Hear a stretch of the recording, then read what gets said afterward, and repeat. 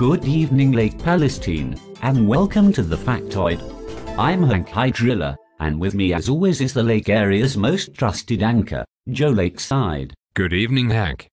First up tonight, the controversy over the fire just off Highway 155 on 3506 has only been exacerbated by the deafening silence from City Hall. As you can see here, the flames from Queen Gully's untended Briarwood Bay fence line burned higher than the electric lines. As you can see in this shot, the fire engulfed the electrical lines. According to City Hall, this was a controlled burn undertaken by both Coffee City and Berryville's volunteer fire departments. It certainly appears to have been well tended by a child with matches. In other news, despite the protests of all decent people, the evil male hag still seeks to deny Texans their right to fish on the navigable waters of our great state. She is trying to take out her anger at her stupid decision of where to build a house on the poor folks who just want to fish.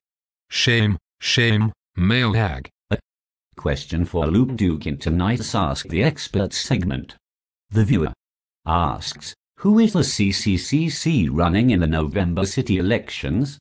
Luke answers, the Concerned Citizens of Coffee City is not a political party and does not run candidates for office.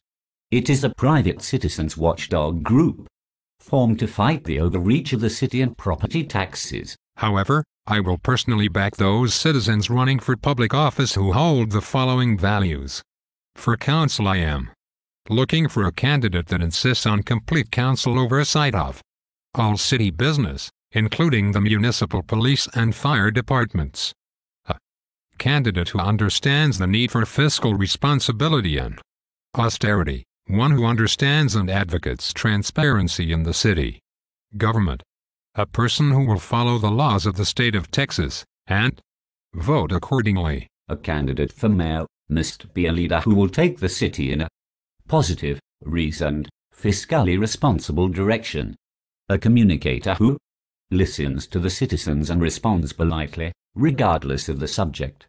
Who will work toward the will of the people, in accordance only to the laws of the state of Texas and legally passed ordinances.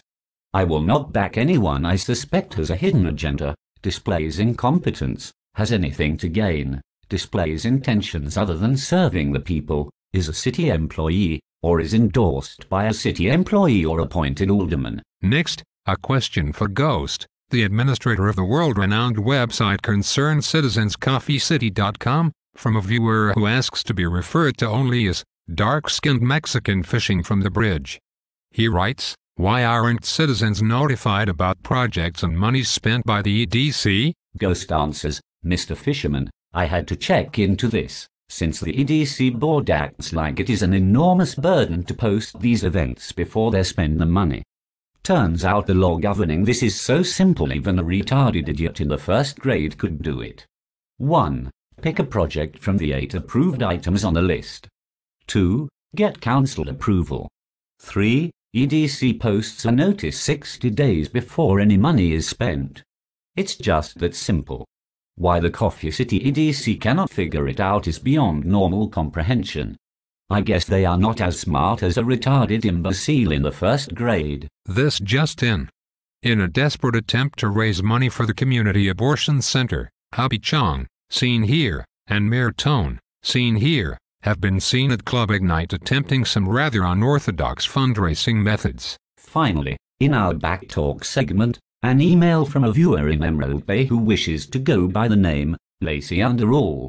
She writes, why doesn't the stupid mayor post on the agenda when they are going to play one of Asmodee's vlogs?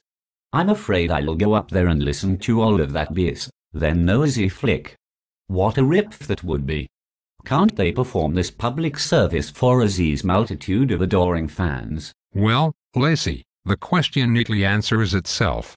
They are afraid that if word got out that they would be playing his video at a meeting, that there would not be enough cops in East Texas to quell the throng of rabid admirers. Good night Lake Palestine, and have a great tomorrow.